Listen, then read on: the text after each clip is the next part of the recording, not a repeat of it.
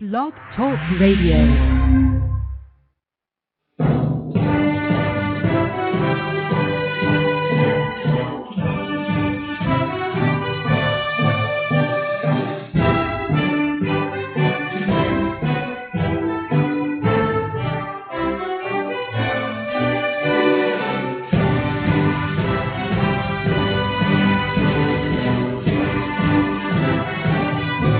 Boa noite, meus amigos. Estamos aqui de volta.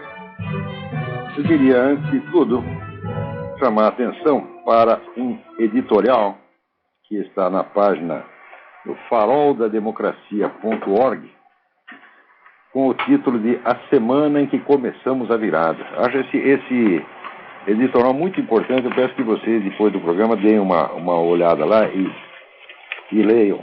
Esse pessoal do Farol da Democracia está fazendo um trabalho realmente muito, muito bonito, admirável, sobretudo nas condições hostis que nós temos aí no Brasil. Né? Então, para ter ideia da condição hostil em que esse trabalho se desenvolve, basta vocês lerem o discurso do senhor presidente da República. Ele fez no encerramento do encontro de governadores da Frente Norte do Mercosul, em Belém do Pará, no dia 6 de dezembro. Eu vou ler uns trechinhos aqui e depois vou comentá-los. Então, diz aqui o senhor Lula: eu tive a felicidade, em 1990, convocar a primeira reunião da esquerda na América Latina, em 1990. Eu tinha terminado a eleição de 89, nós tínhamos saído muito fortalecidos do processo eleitoral e era preciso, então, fazer um chamamento a todas as organizações de esquerda que militavam na política da América Latina para que pudéssemos começar a estabelecer uma estratégia de procedimento entre a esquerda na América Latina. Pois bem, passados esses 18 anos, ou melhor, vamos pegar 14 anos atrás, nós fizemos uma pequena revolução democrática na América do Sul e na América Latina. Eu, por exemplo, conheci o Fidel em um encontro que fizemos em Cuba. Ele tinha acabado de ser preso por conta do golpe e acabado de ser liberado. Conheci o Chávez em um encontro no Foro de São Paulo, como conheci também o Daniel Ortega. Conheci também tantos companheiros da Argentina, do Chile, do Uruguai, do Paraguai, da Bolívia, do Equador, da Venezuela, da Colômbia. Qual a mudança que houve nesses 18 anos? Olhe o mapa da América do Sul hoje. O que aconteceu na América do Sul é um fenômeno político que possivelmente os sociólogos levarão um tempo para compreender, porque aconteceu tão rápido a mudança que houve, uma mudança extremamente importante. E hoje nós vemos que o que aconteceu na América do Sul está se espraiando para a América Central e para a América Latina, em quase todos os países. Na Guatemala, acaba de ganhar um companheiro, muito companheiro nosso, que participou do Foro de São Paulo. Nós vamos ter eleições agora em El Salvador e certamente ganhará um companheiro da frente, Farabundo Martí, as eleições para a presidência de El Salvador. Pelo menos o que as pesquisas estão indicando. A eleição no Panamá foi um avanço extraordinário com o companheiro Torrijos, e assim nós estamos avançando. Há um mapa exatamente antagônico ao mapa que existiu de 1980 a 1990, ao ano 2000. Quando o povo teve a oportunidade na América Latina, ele fez uma guinada completa. Ele trocou o neoliberalismo pelo que tinha de mais avançado em políticas sociais em todos os países da América do Sul, e está acontecendo agora na América Latina. Eu acho gozado dessa diferença que ele faz entre a América do Sul e a América Latina. É como se fossem dois continentes diferentes e não um subconjunto. Né? O negócio saiu da América do Sul e foi para a América Latina. Isso é a mesma coisa dizer que saiu de São Paulo e foi para o Brasil. Né? Mas, em todo caso, o que interessa aqui não são, digamos, os aspectos relativos à inteligência ou à lógica do senhor Luiz Inácio, mas ao fato de que a última vez que ele se referiu publicamente ao Foro de São Paulo foi num discurso feito no próprio Foro de São Paulo em 2 de junho ou julho, acho que junho de 2005. De qualquer modo, isso está citado ali na minha página, no artigo Lula Réu Confesso. Ah, lá tem a data certa. Então, foi em 2005 e foi numa reunião do próprio Foro de São Paulo. Embora este discurso tenha sido transcrito na página oficial da Presidência da República. Mas agora, ele se referiu a isso não no encontro do Foro de São Paulo, mas no encontro de governadores da Frente Norte do Mercosul, em Belém do Pará. Quer dizer, então, agora é um documento muito mais público do que um discurso feito apenas no âmbito do Foro de São Paulo. Vocês podem encontrar esse discurso no www.info.planalto.gov.br /download/discursos. Daí você coloca lá a data e vai aparecer o discurso na íntegra. Mas o trecho importante é esse que eu acabo de ler. Então, aí o que declara exatamente o Lula? Ele confirma aquela carta que as Farc mandaram para ele um tempo atrás, cumprimentando o PT por haver resgatado, por ter salvo o comunismo da extinção, salvo da extinção o movimento comunista internacional, que estava numa situação realmente aflitiva logo após o desmantelamento da União Soviética. Então, como se disse na quarta Assembleia do Foro de São Paulo, o Foro de São Paulo visava a resgatar na América Latina tudo aquilo que tinha sido perdido no leste europeu. Você transferia a União Soviética para a América Latina. Então, esse processo já está em fase avançadíssima de implementação, como ele mesmo reconhece, né? Então, o que aconteceu está se espalhando para a América Central, para toda a América Latina, em todos os países, né? Quase todos os países. Então, quer dizer, durante 18 anos, diz ele, nós fizemos uma pequena revolução na América Latina. Olha, ele diz que houve essa revolução, que essa revolução foi coordenada estrategicamente desde o Foro de São Paulo, né, e que isso é certamente o acontecimento mais importante, né, a série de acontecimentos mais importantes da história da América Latina nas últimas 2 décadas. E, sem dúvida, ele tem toda a razão. Foi isso mesmo que aconteceu. Agora, o espantoso é que tudo isso tenha se passado em absoluto segredo, sem que a nossa mídia dissesse uma palavra a respeito, né? Esse é um fenômeno inédito na história da mídia universal. Quer dizer, acontecimentos dessas proporções que não foram sequer secretos, foram apenas discretos. Como é que isso desaparece durante 18 anos? Né? Você, ouvinte, o cidadão brasileiro, vai numa banca de jornal, compra um jornal acreditando que ele vai ter informação sobre o que está acontecendo, e o acontecimento mais importante é omitido em todos os jornais. Vocês acham que isso é possível, uma coincidência? Foi um erro? Foi uma distração? É claro que não. Todos os jornalistas políticos sabiam de tudo isso, mas acontece o seguinte, o compromisso deles não é com o jornalismo. Eles são todos, sem exceção, os jornalistas políticos brasileiros, a classe dos jornalistas políticos, de modo geral, serve a essas organizações de esquerda e fazem exatamente o que ela manda. Se ela manda publicar, eles publicam. Se ela manda esconder, eles escondem. A esquerda domina a imprensa brasileira integralmente há muito tempo e faz dela o que quiser.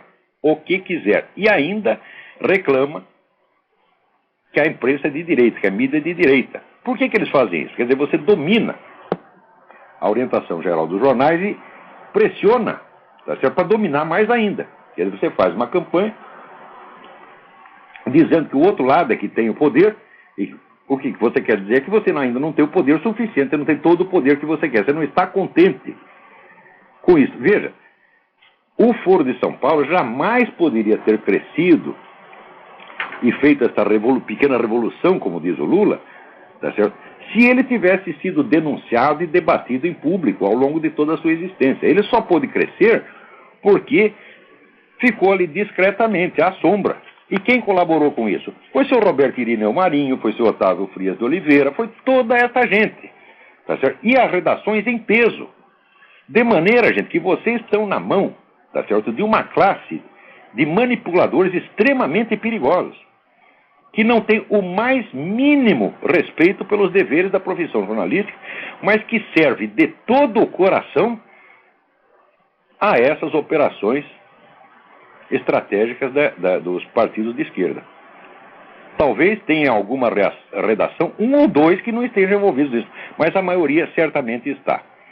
Isto eu digo que é um fenômeno inédito, porque uma tamanha uniformidade em toda a mídia de um país nunca aconteceu num país democrático onde existem empresas privadas de mídia. Essa uniformidade só existe em países comunistas onde a mídia pertence ao governo.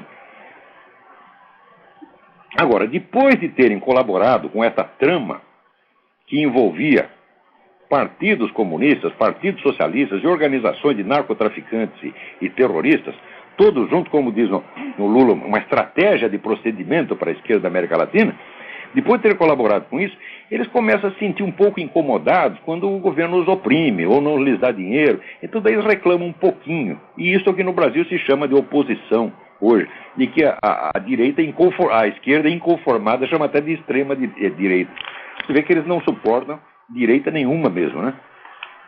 Então, eu acho que o procedimento desses jornais, desses órgãos de mídia, foi realmente criminoso ao longo desse. Foi uma ocultação sistemática, proposital, perversa, criminosa, interesseira, tá certo? E eu tenho a impressão que, com isso, todos eles cometeram delitos que estão ali definidos no Código de Proteção ao Consumidor. De que os leitores deveriam todos dar queixa contra todos esses órgãos de imprensa por tê-los enganado ao longo de 18 anos. Porque note bem, quem está falando agora do Foro de São Paulo não são os jornais, é o próprio Lula, quer dizer, o fundador do Foro de São Paulo. Agora que o Foro já completou as suas operações, já completou a sua chamada revolução, já tomou conta do continente inteiro, então agora pode falar, agora não há mais necessidade de esconder. Então, como se diz, agora está liberada a informação.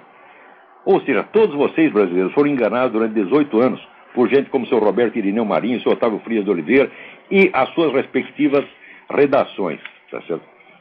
Então, a classe jornalística no Brasil serve exatamente para isto. Ela é órgão de manipulação a serviço do Foro de São Paulo. Na mesma semana, acontece aqui que o governo federal anuncia, então, né, a criação da Universidade da América Latina, que é a Universidade do Foro de São Paulo, sem dúvida. Né? Olha aqui. Diz aqui o Reinaldo Azevedo. A Folha noticiou hoje que o governo vai criar um treco chamado UNILA, Universidade Federal da Integração Latino-Americana. Né? Então, já que aqui o governo já transformou, o nosso governo já transformou o Mercosul numa sucursal do Foro de São Paulo, como diz a Graça Salgueiro, agora não custa criar uma universidade para servi-la, para formar os quadros para trabalhar na Revolução Latino-Americana. Né? Então, para você ver como esse processo está adiantado e como, né, a mídia chamada de direita, né, colaborou servilmente, desavergonhadamente, criminosamente com esta trama destinada a entregar à esquerda o poder sobre todo o continente sem que a opinião pública desses países tivesse acesso ao que estava acontecendo, porque ninguém pôde saber como foi essa transformação. Quando o Lula diz que os sociólogos levarão algum tempo para compreender o que se passou, porque foi muito rápido, como muito rápido? Isso aí foram 2 décadas. Não foi rápido coisa nenhuma, houve tempo mais que suficiente para compreender. A dificuldade de compreender é porque não há acesso às informações. Não só houve ocultação, mas houve negação. Vocês devem lembrar aquela besta quadrada, aquele incompetente, aquele moleque idiota, chamado Luiz Felipe de Alencar, professor da Sorbonne e colunista da Veja, que dizia claramente, veio aqui dizer no CFR, no Council on Foreign Relations, que o Foro de São Paulo não existe, foi invenção minha. E o Kenneth Maxwell, também outro homem do CFR, também negando. Cadê agora vocês? Né? Olha, ou vocês são mentirosos a serviço desses caras, ou são totais incompetentes. Porque um órgão desse tamanho, fartamente documentado, vocês não têm o direito de ignorar. Agora, vamos reconhecer aqui as dívidas. O primeiro a investigar o Foro de São Paulo foi o falecido advogado paulista José Carlos Graça Wagner. Graça Wagner começou a estudar o Foro de São Paulo a partir da sua fundação. Ele comprava todos os exemplares do Grama, edição cubana, tá certo? Para acompanhar o que estava acontecendo. Ele juntou tanto documento na casa dele que ele tinha um quarto inteiro repleto dos arquivos dele sobre o Foro de São Paulo, ao qual eu tive acesso algumas vezes, ao acesso parcial. Quer dizer, eu li, vamos dizer, se eu li 10% daquilo é muito. O Graça Wagner pretendia escrever um livro sobre isso, mas depois ele teve um problema cardíaco, ficou muito doente e não conseguiu completar o livro. Nesse ínter, eu tinha viajado para a Romênia, quando eu voltei, o Graça Wagner já estava muito mal e logo depois ele morreu e levou um tempo para eu restaurar contato que tinha com a família e poder ter um acesso novamente aos documentos. Então, tudo que eu escrevi sobre o Foro de São Paulo foi baseado nos documentos que eu tive acesso graças ao Dr. Graça Wagner. Esse foi o pioneiro. Então, ele foi o primeiro a falar desse negócio. Depois eu comecei a falar, escrevi. Com isso desagradei muita gente, perdi vários empregos, fui demitido da revista Época por causa disso, por um idiota chamado trotskista, chamado Paulo Moreira Leite, não gostava que se falasse disso. Ele também, certamente, estava colaborando na Operação Abafa, na Operação Ocultação, não queria que se falasse disso, então me botou para fora da Época, fora do Globo também, né? Graças ao serviço do seu Merval Pereira, que curiosamente, logo depois da minha saída, começou ele a falar do Foro de São Paulo como se fosse uma entidade inofensiva, né?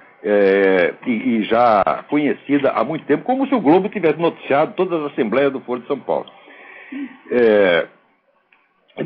Depois de eu falar, depois de alguns anos de eu insistir nisso, começou a falar também o Reinaldo Azevedo. O Reinaldo foi o terceiro a entrar, aliás, terceiro não, pulei.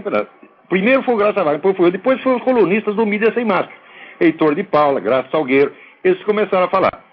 Depois entrou o Reinaldo Azevedo, e terminou por aí, porque ninguém mais fala do assunto. Nem o Diogo Mainardi, que é tão odiado pela esquerda, nem ele tem coragem para falar disso. Quer dizer, o pessoal da esquerda tirou a assinatura com o Diogo Mainardi, por quê? Porque o Diogo Mainardi é o menos perigoso. O Diogo Mainardi só fala coisinha. Ele fala muito bem, eu gosto muito da coluna do Diogo Mainardi, escreve muito bem, e ele fala da corrupção petista, essa coisa, mas do Foro de São Paulo mesmo ele não fala. Quer dizer, o Diogo não é um sujeito que tenha conhecimento da história do movimento comunista, que tenha um interesse no conhecimento nem da teoria marxista, nem da estratégia marxista. Esse não é da área dele, nunca foi. Tá certo? Ele se interessa, vamos dizer, pela pequena política, aquelas coisinhas da corrupção, esses detalhes da política do dia a dia. Mas estratégia de longo prazo, isso aí está fora da área de interesse dele. Então, eles gostam de brigar com o Diogo Mainardi, porque eu acho que, vamos dizer, a discussão que o Diogo levanta está mais ou menos na altura, né, do que eles desejam falar. Agora, se for criar uma briga comigo, bom, daí eu vou começar a falar de Foro de São Paulo, vou começar a falar dessa parceria política do PT com as Farc, daí vai pegar mal. Então, o que eles fazem? Qual é a política deles com relação a mim? Ignorar, fazer de conta que eu não existo. Eles realmente desejariam que eu não existisse. É isso. Agora, fazendo de conta, eles estão fazendo uma política de avestruz, porque enquanto isso, muita gente, graças a mim, já está sabendo de todo esse negócio do Foro de São Paulo. Nós publicamos todas as atas do Foro, né, ali no Mídia Sem Máscara, qualquer um pode ter acesso. E agora já não dá mais para esconder que o próprio Lula já está dando bandeira. O que o Lula está fazendo, ele está comprovando que a mídia brasileira é criminosa a favor dele. Né? Agora, não deixa de ser curioso, essa semana também saiu aí estão comentando aqui um livro, a Folha de São Paulo comenta aqui um livro que acabou de sair, que chama As Esquerdas no Brasil. Essas obras coletivas, eles adoram fazer essas obras coletivas, que tem 60 autores, 70 autores, 100 autores, fartamente subsidiada por vários patrocinadores, né? Como o famoso dicionário crítico do pensamento da direita, essa porcaria sobre a América Latina, coordenada pelo Emir Sader, né? A obra desses caras é quase toda, o currículo desses camaradas é quase todinho constituído de participações em obras coletivas. Eles adoram tudo que é coletivo. A gente não sabe escrever um livro. Para escrever um livro precisa juntar 100 desses camaradas, né? Então eles adoram fazer isso. Soltaram mais um que chama As Esquerdas no Brasil.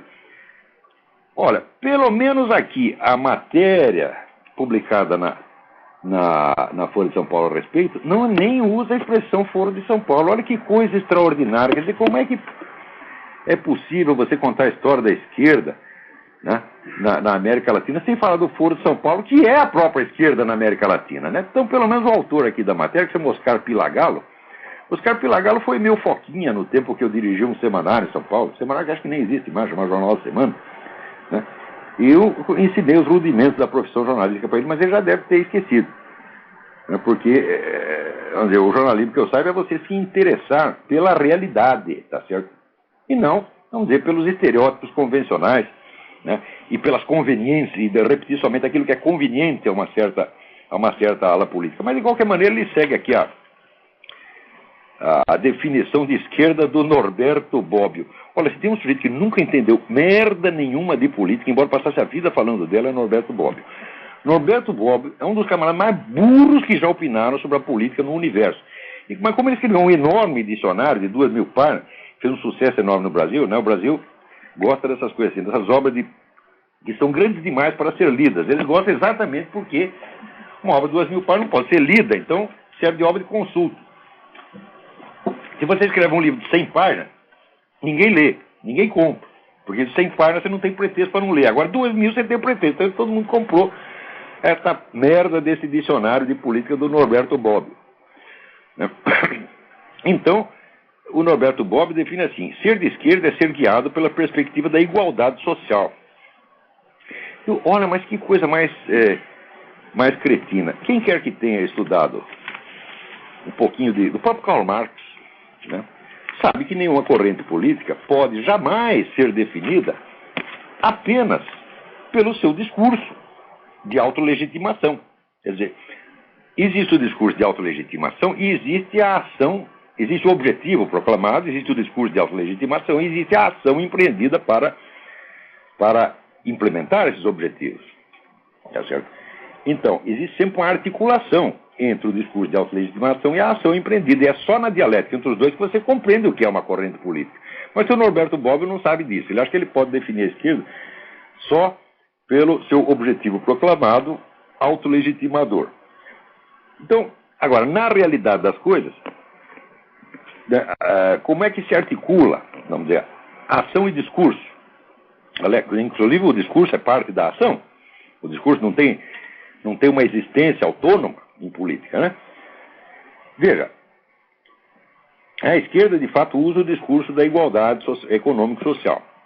Só que ela não se define, a esquerda não se define por esse discurso, porque esse discurso, às vezes, é adotado por outras correntes também. Então, como já dizia Aristóteles, você, para achar uma definição, você tem que pegar o gênero próximo e diferença específica. Então, a igualdade, a perspectiva da igualdade não é a diferença específica da esquerda, porque outras correntes também fazem. Vamos ver exatamente qual é a diferença específica. A diferença específica é que a esquerda propõe realizar a igualdade econômico-social através do poder político, através da intervenção do poder político na sociedade, através da intervenção do Estado e de seus órgãos associados na sociedade. Isso significa que, para criar a igualdade econômico-social, tem que se criar uma diferença brutal de poder político. Então, aumenta a diferença de poder político, ao ponto do governante ser onipotente e o cidadão ser totalmente impotente, para poder realizar a igualdade econômico-social. Então, o socialismo, a esquerda em geral, ela procura a centralização do poder para, mediante esse poder centralizado, instaurar a tal da igualdade econômico-social. Acontece que é o seguinte: quando você adquire mais poder político, o poder econômico vem junto necessariamente, porque o poder político, para agir, ele tem que ter os meios econômicos para isso. Então, quer dizer que a realização da igualdade social a partir do poder político cria uma diferença de poder político entre os de cima e os de baixo e cria junto com ela uma desigualdade econômico-social maior ainda, como aconteceu em todos os regimes socialistas do mundo. Então, isso é o que define a esquerda. Esta dialética entre igualdade econômico-social e desigualdade política é o que define a esquerda. Se você tentar agora definir a direita, você vai ter algum problema, porque não existe, vamos dizer, uma uniformidade mundial da direita nesse sentido. A direita, não há uma simetria entre direita e esquerda nesse sentido, né? Passa a ser de direita quem a esquerda define como tal. Quer dizer, isso aí Jules Monnerot já dizia aqui: quem define a direita é a esquerda. A esquerda tem a iniciativa da revolução, então aqueles que se opõem, ela diz que é a reação, que é a direita, etc, etc. Claro que, então, não existe a direita, existe uma infinidade de direitas absolutamente incompatíveis entre si, tá certo? Que não pode sequer formar uma aliança, né? Mas onde existe, nos países e nas circunstâncias onde existe uma direita mais ou menos estabelecida e autoconsciente, como acontece aqui nos Estados Unidos, você pode dizer que a direita aqui nos Estados Unidos, mas não vou generalizar para outras direitas, muito menos para a brasileira. A direita é aquela que aceita um certo coeficiente de desigualdade econômico-social para impedir que aumente a desigualdade de poder político. Essa, pelo menos, é a ideia dela. Então, é isso que realmente acontece. Agora, o Norberto Bobbio, que acha que é possível definir uma corrente só pelo discurso de autolegitimação, é porque o sujeito só lida no mundo, ele só consegue operar no mundo das ideias, ele não faz a articulação entre ideia e realidade, que é exatamente o que define a política. Então, Norberto Bobbio jamais soube o que é política, tá certo? Eu acho que o sucesso dele no Brasil é um dos sinais gravíssimos de perda de QI, tá? Agora aqui o nosso Oscar Pilagala parte aqui para expor a questão do livro às esquerdas no Brasil, ele já parte da definição do Bobbio como se fosse uma coisa óbvia em si mesmo. Ai, meu Deus do céu, como o brasileiro está ficando burro. Bom, tem alguém na linha aí? Alô? Alô? Boa noite. Boa noite, professor, tudo bem? Tudo bem, quem é? Stefan Radloff de Lisboa, Portugal. Stefan, tudo bem? Tudo bom, meu caro. Professor, eu queria só fazer uma pergunta, e não obstante não ter relação direta aí com o que o senhor está falando agora, mas porque está sendo muito comentado aqui em Portugal, isso já é uma conversa que vem há bastante tempo, sobre a questão do uso da tortura, ou qual o limite dos interrogatórios para a prevenção e investigação do terrorismo. Ah, sim. Bom, acontece que o pessoal está usando a palavra tortura, tá certo? De maneira indiscriminada, para designar isso que eles fazem, vamos dizer, na Guantánamo cubana, onde arrancam o dedo, arrancam a orelha, matam o sujeito, né? E para designar o que faz na Guantánamo americana, onde o tipo de pressão que se admite usar sobre o prisioneiro para coagi-lo a dar informações é exatamente a cota que se admite em treinamento militar. Ou seja, por exemplo, você expor o sujeito a frio, você deixá-lo sem dormir, tá certo? Você expô-lo a barulho. Ou seja, o máximo de incomodidade que se impõe a um terrorista é a mesma incomodidade que se impõe a um soldado americano em treinamento. E isso está sendo, vamos dizer, rotulado aí por essa putada do Partido Democrata e pela mídia esquerdista mundial como tortura. Agora, me diga uma coisa, morreu algum prisioneiro em Guantánamo, na Guantánamo americana? Não, mas na Guantánamo cubana morre todo dia e ninguém fala nada. O sujeito sai da Guantánamo cubana, sai sem dedo, sai sem orelha, tá certo? Sai mutilado ou sai morto. Agora, a Guantánamo americana é um hotel de 5 estrelas comparado com qualquer prisão cubana. E ninguém fala nada. Quer dizer, o que está havendo aí é uma distorção monstruosa, criminosa, mal intencionada. Mesmo aqui na Europa, eu tentei levantar essa situação de, ao menos, não digo justificar, mas dizer o porquê, né? Arrumei uma briga monstra. Não justificar, mas se um soldado americano em treinamento pode ser submetido a essa incomodidade, por que não se pode impor isso a um terrorista, tá certo? Que não luta sob bandeira nenhuma e não está incluído na Convenção de Genebra? Qual é o problema?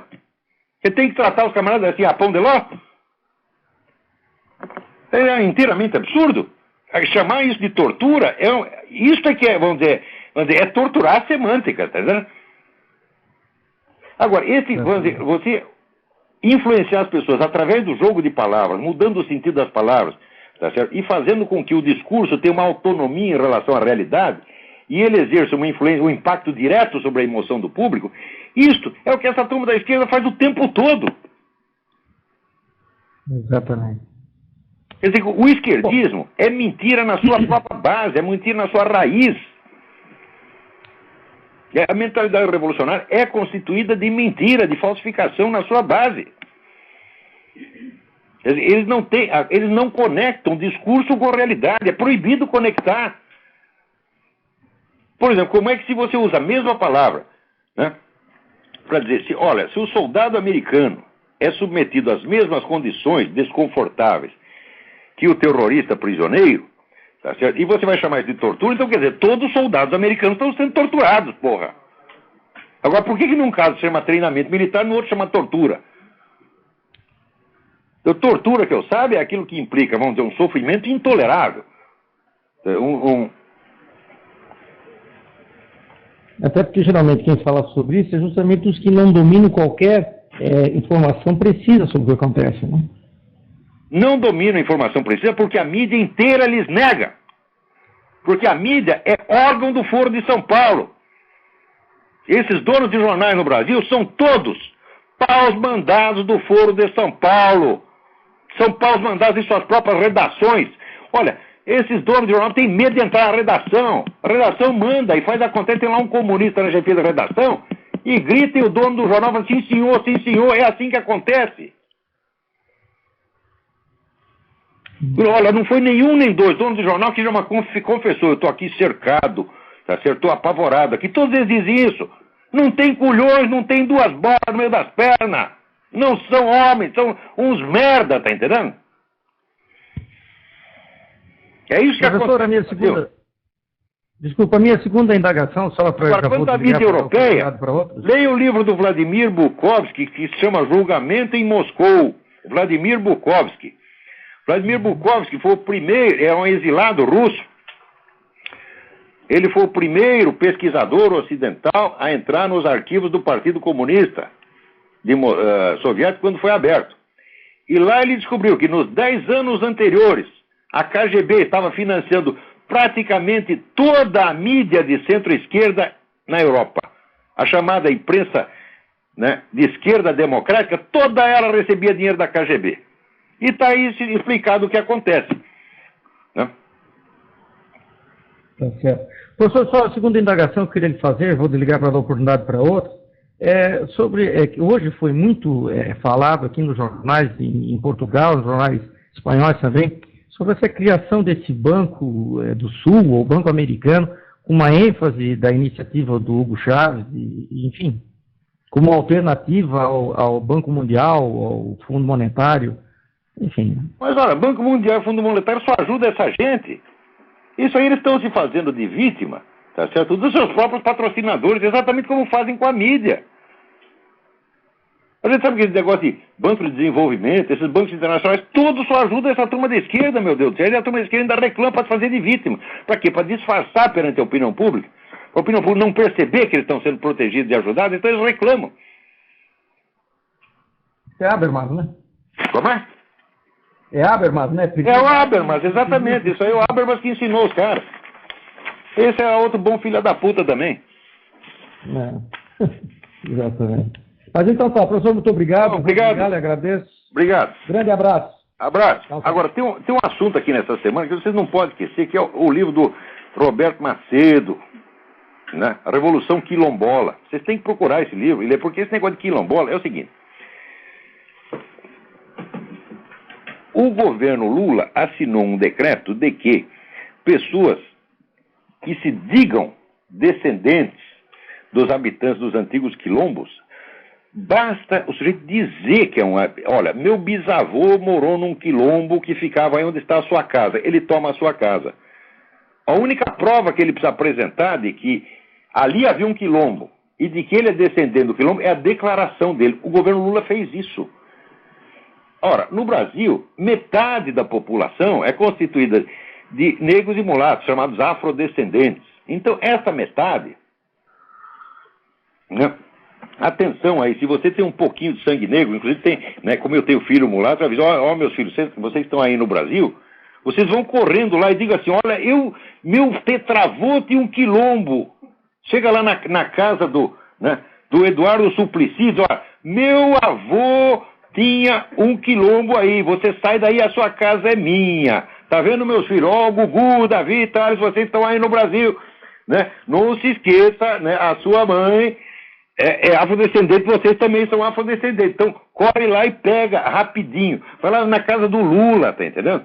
Chega lá e olha, tinha um quilombo aí, era do meu tetravô, sai daí, desgraçado. Entendeu? Foi você que assinou essa merda e eu mesmo vou usar isso. Então, vocês façam a lista das propriedades desses deputados, senadores do PT, né? E vão lá montar os seus quilombos, vão correndo. Entendeu? Porque, note bem, a esperteza aí é o seguinte. Se você lê o Antônio Gramsci, você sabe que o Gramsci ele é contra a ação estatal direta. Ele acha que a revolução tem que ser feita através da sociedade civil. Então, o que o governo faz? Ele está instaurando no Brasil o socialismo, não pela sua ação direta, pela encampação, pela estatização direta, porque não é bobo, ele estudaram Antônio Gramsci. Você faz isso através de agências montadas para isso na própria sociedade civil, como MST, Movimento do Sem Teto, Movimento dos Atingidos por Barragens, Movimento da Puta que eu pariu, e agora os quilombolas. Tá certo? Então, olha, nós aqui, como estamos necessitados de dinheiro, minha família não está muito bem, meus filhos, meus netos, por favor, vocês estão... Nós aqui estamos nos Estados Unidos, nós não precisamos disso, mas vocês aí no Brasil, faz favor, vocês vão lá, peguem essa lei do Lula, né? E tome todas as propriedades dessa gente, já que ele disse que só basta declarar, chega lá e diz, olha, eu sou um quilombola. Quem vai provar que não? Você não precisa provar nada, disse, já está provado. Tá certo? Aliás, também é a mesma coisa, pensando bem, de movimento gay, porque se o movimento gay quer ter direitos especiais, qual é a prova de que o sujeito é gay? Né? Não vai dizer que tem que fazer o teste da farinha. O sujeito chega lá, né? O sujeito passou a vida inteira comendo aquele montão de mulher, macho pra caramba, chega lá e diz, olha, eu sou gay, eu quero meus direitos. Quem é que vai dizer que ele não é gay, porra? Quer dizer, esse também é autodeclaração. E para você pegar, né, vaga especial na faculdade, também é autodeclaração. O sujeito chega lá, louro de olho azul, né, e diz, eu sou preto. Quem é que vai dizer que não, porra? Aliás, isso até acontece, porque, né, os meus filhos, né, tem uns que nasceram bem mulatinho, outros nasceram loirinho. Então pode acontecer. Então, chega lá, né, o sujeito, né, louro de olho azul, né, como é o seu nome? Werner Schmidt, né, mas eu sou preto. Então, eu quero meu quilombo. Ora, porra, quem é que vai dizer que não? Tem alguém na linha aí? Alô, Olavo? Eu? É Marcelo de São Paulo, como vai? Oi, Marcelo, tudo bem? Tudo bem. A respeito do quilombola aí, eu queria só saber se você viu o artigo do Dennis Rosenfield no Estadão de hoje.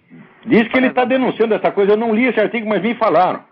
É sensacional porque ele dá nome aí aos bois, ele fala de uma ONG, Koinonia, uma coisa assim, que está reivindicando a ilha de Marambaia, que é base dos fuzileiros navais aqui no Rio de Janeiro, se não me engano. Ah, mano, muito legal, eu também quero, eu quero o Palácio do Planalto. Dennis Rosenfield, pelo sobrenome você vê, ele é preto, ele é africano, ele tem que ir lá pegar, né, o Palácio Piratini lá em Porto Alegre. Ele denuncia essas ONGs, ele acha que isso tudo vem dessas ONGs que recebem dinheiro das instituições mais variadas aí. Por exemplo, recebem da Igreja da Noruega, Conselho Mundial de Igrejas, Church... O Conselho Mundial das Igrejas é um órgão comunista, já mais do que conhecido. Inclusive de governos da União Europeia. Agora, imagina se a gente faz isso, né? Se a gente vai interferir em questões internas, né? Por exemplo, numa ilha, de uma base naval de um país europeu. Mas o pessoal não diz que eu estou recebendo dinheiro da CIA, do Mossad, da puta que eu pariu? Os filhos da puta dizem isso, mas eles nem me informam o banco onde está a merda do dinheiro para eu ir lá pegar. Eu aqui pulando que nem um cabrito para pagar minha conta de luz, o desgraçado diz que o dinheiro é meu e não me diz onde está. Então tá bom, Olavo, um abraço. Um abraço, tudo de bom aí. Igualmente. Agora aqui, olha aqui uma carta muito interessante. Horácio de Souza, daqui. Já ouvi opiniões suas em programas passados, inclusive uma delas foi inspirada pela leitura de uma notícia do jornal Folha de Boa Vista, enviada por mim, acerca da demarcação de terras indígenas em vários pontos do território nacional, sobretudo em Roraima, sob pressão da ONU e de muitas ONGs que se autodenominam defensores dos interesses dos índios. Seu comentário, contudo, não mencionaram algo de extrema relevância. A demarcação de terras indígenas em Roraima está sendo levada a cabo na região da fronteira com a Venezuela. Olha aí, gente, porra! O que é isso? Muito obrigado pela informação, Horácio. Agora também é o que o Horácio está reclamando da nomeação do Odilo Scherer como cardeal. Mas é isso mesmo, isso é uma pouca vergonha. Esse Odilo Scherer é um puxa-saco de comunista. Esse sujeito, pelo decreto assinado por Pio XII e João XXIII, já está excomungado faz muito tempo. Mas lá o Vaticano também, aquilo lá já virou bagunça. O Bento XVI não está sabendo de coisa nenhuma, tá entendendo? Ele fica nomeando esse desgraçado que... como é que diz? É a bagunça total, né? Agora, aqui tem uma carta, não, aqui, como é o nome do rapaz? Marcos Paulo. Eu estou com uma dúvida no estudo da filosofia. Estou lendo sobre o problema da filosofia do Xavier Zubiri e ele nos fala das contradições existentes na realidade. Isto é, dos diferentes modos do existir humano entre as coisas da realidade. Porém, fico com uma dúvida. Essas contradições correspondem aos vários nexos de possibilidades existentes na realidade? Correspondem a diferentes âmbitos da realidade, em que ambos são reais? Ou seja, as contradições fazem parte da realidade mesmo ou da nossa falha humana na percepção e apreensão da realidade? Não é nenhuma coisa nem outra, Marcos Paulo. Acontece o seguinte, você pode verificar até por experiência que a mente humana, tá certo, funciona por oposições e contradições. Certo? Toda a linguagem humana, todo o nosso raciocínio, tá certo, é por oposições, contrastes, etc. Ora, a mente humana faz parte da realidade. Tá certo? Quer dizer, uma certa estrutura, vamos dizer, oposicional, né, da realidade aparece não só do nosso ponto de vista, mas aparece porque o nosso próprio ponto de vista faz parte da estrutura da realidade. Tá certo? Quer dizer, você não pode imaginar o ser humano como um bicho que está fora da realidade e que está observando, de modo que a mente humana funciona de um jeito e a realidade do outro. Isso é coisa de neopositivista, né? A mente humana de fato funciona através de contradições, mas ela está dentro da estrutura da realidade. Portanto, essas contradições também estão dentro da realidade, ainda que seja só através da mente humana. Mas, na verdade, não é possível que seja só através da mente humana. Né? Você vai ver que se você pegar todas as estruturas que existem na natureza, todas elas são feitas por oposições e polaridades. Isso é tudo assim. Você vê isso em toda parte. Você vê no código genético, tá certo? Você vê na própria estrutura da matéria e assim por diante. Tá entendendo? Quer dizer, não são contradições no sentido lógico, mas o mais certo seria dizer oposição, porque contradição quer dizer um negócio absolutamente antagônico. Não é disso que se trata. São contrastes e oposições, tá certo? Elas existem sim na estrutura da realidade. Né? Muito bem. Lamento não poder. Eu já dei um bocado de aula sobre isso, mas aqui o nosso tempo é limitado para isso. Vamos lá, peraí, tem mais um montão de assunto aqui. Assunto é o que não falta. É tanta besteira que se fala numa semana no Brasil que a gente fica com embarrada de choix, dificuldade de escolha. Né? Olha aqui que maravilha. Que me mandaram aqui. Padre Lancelot será homenageado em premiação no Palácio do Planalto. Com o significado de um ato de desagravo, o padre Júlio Lancelot será homenageado pelo governo do presidente Luiz Inácio Lula da Silva. Ele será um desagraciado com o Prêmio dos Direitos Humanos. Olha aí, Prêmio dos Direitos Humanos. Todo garoto brasileiro tem o direito de ser enrabado. Tá certo? Então, né, se é verdade que o padre atendeu esse direito, eu também não sei, né, eu não estava lá, não vi nada, tá certo? Mas se ele comeu o garoto mesmo, está aí os direitos humanos. Tá certo? O pessoal gay e o pessoal defensor da pedofilia acham que quando um adulto, né, come lá o garoto, traça lá o garotinho, não é o adulto que está abusando do garotinho, são os direitos sexuais do garoto que está sendo atendido, você está entendendo? E além disso, o que tem de mais? Pouco o padre Júlio tenha comido mesmo os garotos, né? O que tem? Eles já enrabaram nós todos, porque não pode as crianças também. As crianças também têm direito, não é isso? E já pegaram o país inteiro, né? Pegaram a bunda já do país inteiro, por que não das criancinhas? Agora, é interessante observar o seguinte, a diferença de reação, né, entre o que faz a direita e o que faz a esquerda, e a direita incluindo toda a Igreja Católica e a hierarquia católica. Quando, né, um sacerdote, né, ou alguém da direita é acusado de uma coisa horrorosa como a pedofilia, imediatamente a direita inteira trata de investigar o cara e puni-lo, e exclui o sujeito da sua função pública até que esteja verificada a inocência dele. Porque, note bem, função pública não é um direito, é um privilégio, tá certo? Então, é claro que ninguém pode ser condenado, tá certo? Claro que o ônus da prova cabe ao acusador. Mas note bem, se há uma suspeita forte, o sujeito tem que ser tirado do cargo. Não vai ser condenado, mas tirado do cargo público até que aquilo seja investigado. É assim que faz a igreja, é assim que faz o Partido Republicano, é assim que faz toda a direita. Agora, a esquerda não. O sujeito é acusado de pedofilia, no dia seguinte ele vira herói. E é homenageado pelo presidente da República. Isso quer dizer que pedofilia petista é diferente. Tá certo? Então, o pedófilo petista, ou suspeito petista de pedofilia, ele é diferente, ele tem direitos especiais, ele merece um desagravo. Tá certo? Mas é uma coisa maravilhosa mesmo, hein? Puxa vida. Agora que essa semana, hoje, ia ter uma passeata, uma manifestação pelos direitos humanos em Havana. O pessoal da oposição estava lá montando isso. Agora, saiu uma carta no Jornal do Brasil, nem sei por que publicaram essa merda. E não dá nem para entender. Olha que coisa linda. Uma menina aqui que... Eu não estou achando a carta dela. Ah, tá aqui, ó. Aqui, ó. Cadê a dona? Paula Gonçalves. Olavo de Carvalho não conhece o mundo em que vive, muito menos a realidade da nossa América Latina. Os tais dissidentes cubanos não passam de mercenários patrocinados pelos Estados Unidos. E isso está mais do que comprovado, até mesmo por fontes americanas. Puxa vida. Eu acho engraçado essa pessoa que vem me dar informação. A senhora sabe, dona Paula, quando foi a primeira vez que eu ouvi falar disso aqui, foi mais ou menos por volta de 1965.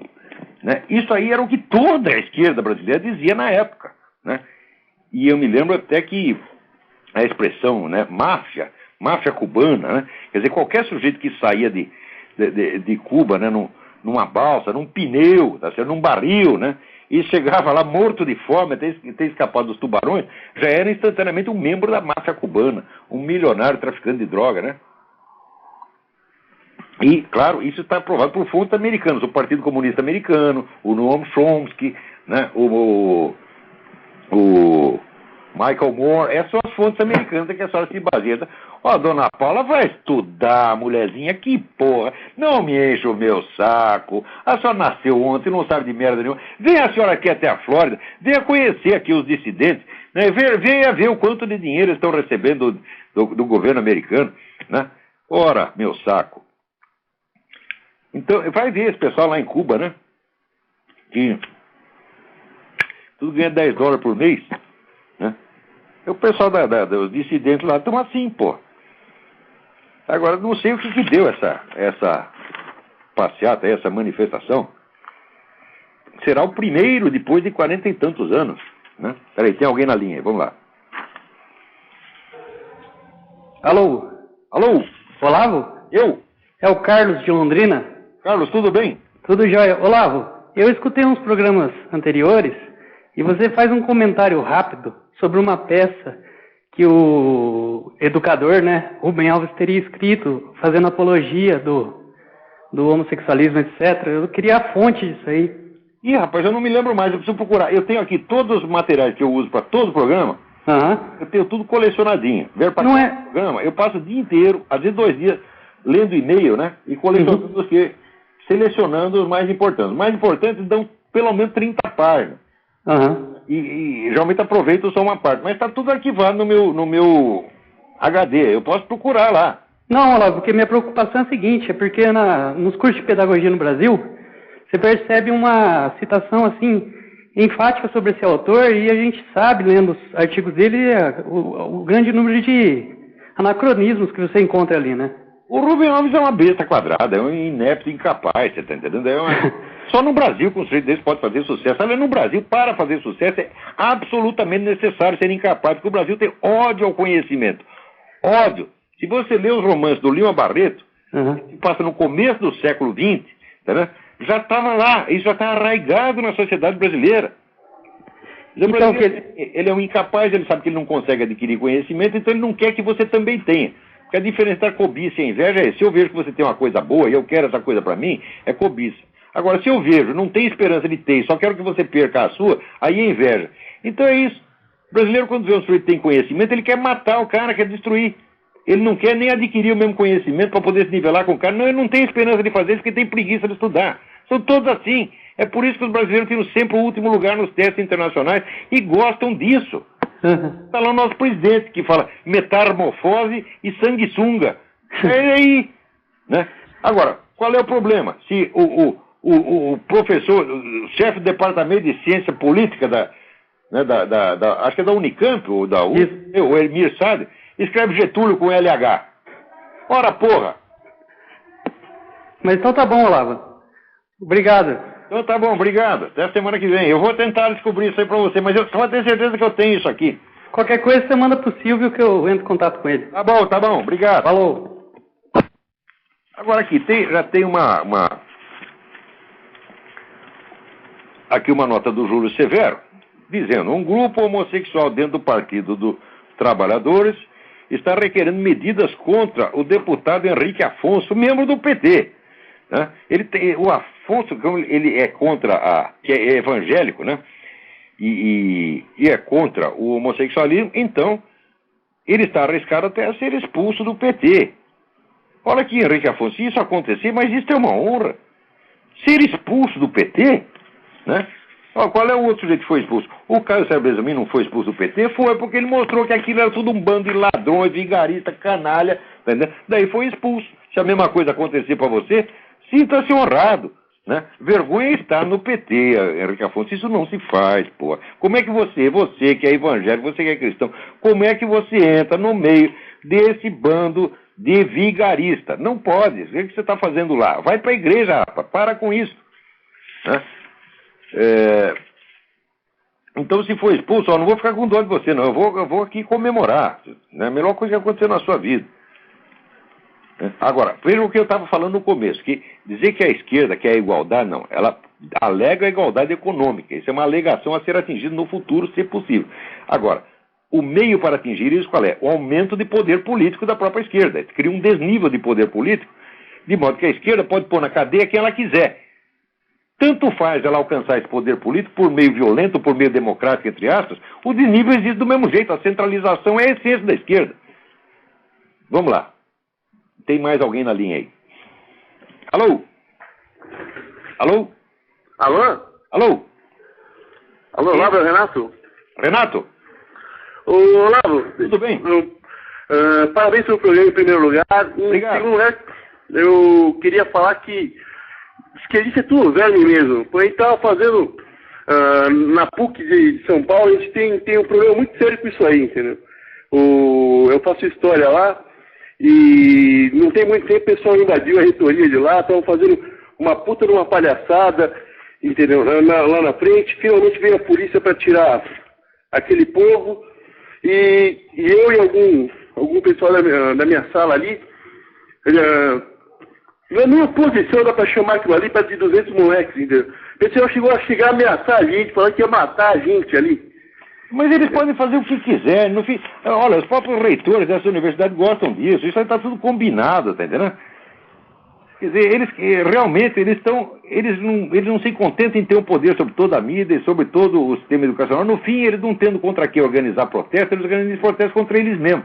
Porque está lá um bando de comunistas fazendo barulho fora e dentro da reitoria está lá sentado outro comunista. Né? Então, eles invadem para dizer que o reitor é da direita. Né? Com certeza. Mas os caras são muito bons, entendeu? Porque a gente, quando vieram para falar esse besteira pra gente, a gente mandou vir, entendeu? Então o pessoal lá não veio um ali, entendeu? O pessoal não sabe. Só sabe falar que a verdade é essa. Quando eu era jovem, tinha um órgão chamado CCC, Comando de Caça aos Comunistas. Eram 12 malucos. Né? Eu, na época, era comunista de horror deles. Mas, diga-se a verdade, eles entravam em 12 numa assembleia de 3 mil comunistas e botavam os 3 mil para correr. Davam um grito, saíam os 3 mil heróizinhos comunistas todos correndo. Tá certo? Porque, veja, você vê, valentia de comunista significa o seguinte: valentia deles consiste em botar uma bomba escondida no aeroporto, fazer tocaia para atirar no capitão americano pelas costas. É isso aí, a valentia deles é essa. Agora, de homem para homem, não são de nada, são tudo cagão que nem Che Guevara, que quando se vê cercado, não me mate, não me mate. Porra! Porque não sei porque as pessoas têm medo desses caras, porque na medo da base do blefe. Acho que o pessoal tem mais medo por causa do número, né? Tanta gente assim, às vezes você, um ou dois, pelo menos, o pessoal da história ali, eram 3, o quê? Quando ele tem ali contra 300, pô, você fica até fica intimidado pelo número. Mas não tem como você deixar esse pessoal do lado da fora como tá, daqui a pouco vira Venezuela. Antigamente tinha um negócio chamado Associação Brasileira de Escritores. Não é isso? Na primeira eleição, que depois virou União Brasileira de Escritores, a primeira assembleia, a primeira eleição daquilo, os comunistas queriam roubar a eleição. Estava lá um bando de comunistas, centenas de comunistas, queriam roubar o livro de atos. O Carlos Drummond de Andrade, sozinho, pegou o livro de atos e disse: o primeiro filho da puta que pegar o livro vai apanhar. O Carlos Drummond de Andrade era um homem de 1,60 m, magrinho. Tá certo? Enfrentou os caras a pontapé, tá certo? E ganhou. É assim que se faz, gente. Pelo exemplo do Drummond, tá certo? Grande poeta brasileiro, homem honesto, ele não era nem da direita, ele era da chamada esquerda moderada, esquerda light. Não deixou os comunistas pegar o livro de atos, tá certo? E ganhar a eleição na base da fraude. É esse exemplo. Basta olha, 1 contra 500, ou eu contra esses 1.500 signatários dessa merda, desse manifesto pró-Quartinho de Moraes. São 1.500 palhaços, 1.500 mentirosos, ajudando o nego a mentir. Que vem esse Quartinho de Moraes, ele começa a se gabar de ter sido condenado por um crime, daí eu besta, acreditei nele, disse que ele foi condenado pelo crime, daí ele disse que eu estou caluniando ele. E vem 1.500 caras que são professores de universidade, vê se pode.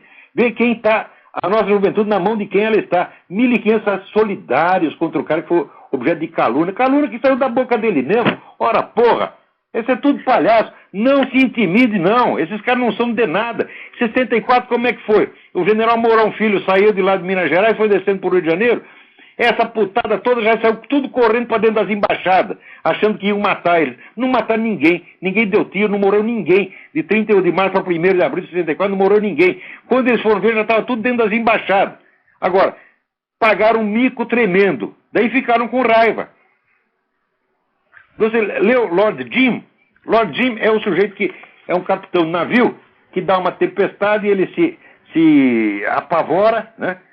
E abandona o navio. E lá dentro tem um monte de peregrino indo para Meca.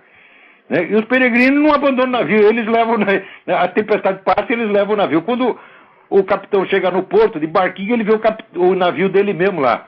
Bom, então pagou um tremendo mico. Daí ele passa o resto da vida tentando fazer gestos meio heróicos, meio suicidas, em vez de para reconquistar limpar a sua autoimagem, mas é claro que não consegue. Essa é a história da esquerda brasileira. A esquerda brasileira é o Lord Jim. Em 64 eles todos saíram correndo, deram um show de covardia, né? Depois passa os 30 anos seguintes querendo se fazer de herói, mas o heroísmo deles consiste em fazer tocaia para os outros. Eles eram covardes em 64 e ainda são covardes até hoje. Esse pró-Quartinho de Moraes é o maior tratado de covardia. Isso é tudo um bando de cagão. Com certeza. Então eu ia falar algumas semanas, mas basicamente é isso, entendeu? Esse pessoal, mandar esse pessoal tomar no cu na cara dele, que são tudo um bando de bundão mesmo. É mesmo. Se não funcionar tomar no cu, manda se fuder de uma vez, entendeu? Porque tá cheio de diabo lá, entendeu? É não tomar no cu e se fuder, entendeu? É isso mesmo. Ele não merece um tratamento melhor do que esse.